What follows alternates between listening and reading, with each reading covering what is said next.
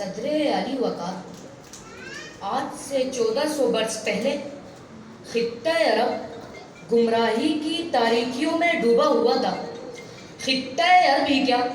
پورا عالم انسانیت لامتناہی اندھیروں میں روشنی کی ننھی سی کرن کے لیے تڑپ رہا تھا کہ صدر علی وقار پھر یکایک زمانے نے تاریخ کا سب سے حیرت انگیز منظر دیکھا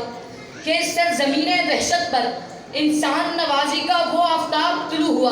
کہ جس کی ہر کرن دنیا بھر کے انسانوں کے لیے احساس عظیم بن گئی، کیونکہ جو بھی اس نبی کے دامن سے وابستہ ہوا قرآن کے سانچے میں ڈھل گیا. عظیم ترین انقلاب کے خطوط ابھرنے لگے، ظلمتیں جھڑنے لگی، انوار توحید ابھرنے لگے، حق کی پہچان ہوئی، رہزنوں کو رہبری کا شعور اور بت پرستوں کو توحید کا نور ملا، حتیٰ کہ عزتوں سے کھیلنے والے، عصمتوں کے نگہبان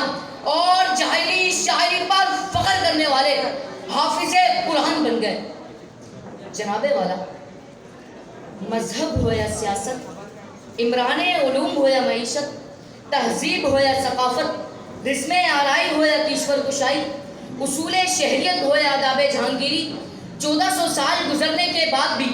دنیا میرے نبی کے احسانات کی ہمہ گیری کا اعتراف کرتی ہے. جی ہاں جناب والا، آج بات پر میڈیا ہیومن رائٹس کی بات کرتا ہے، لیکن اس 21ویں صدی میں بھی ہندوستان کا جھوٹ وہاں کے برہمن کی برابری کا دعویٰ نہیں کر سکتا. لیکن میرے نبی کی تعلیمات کا اعجاز یہ ہے کہ یہاں حبشے کا بلال، رفیق مصطفیٰ اور افریقہ کا بربر غلام اسپین کا کشور کشا بن جاتا ہے کہ اتر کر ہرا سے سوئے قوم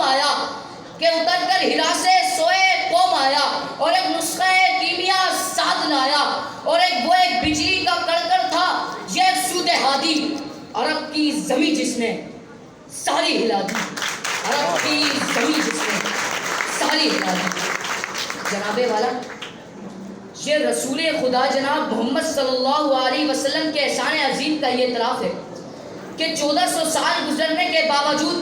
آج بھی دشت و جبل میں، بحر و بر میں، زمینوں و آسمانوں میں، عرب کے ریگزاروں میں، ایشیا کی عبادت گاہوں میں، یورپ کے علمی تہذیبی سرمایہ میں، محسوسات کے مشمار گلستانوں میں، اس کو عقیدت کے پرنور ایوانوں میں، اور ادیبیوں کی ادب نوازیوں میں، اور خطیبیوں کی تکلم باریوں میں،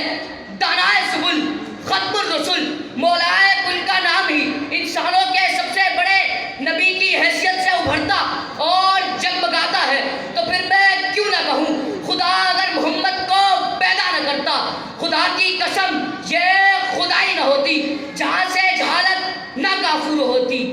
محمد کی اگر رہنمائی نہ ہوتی. شکریہ.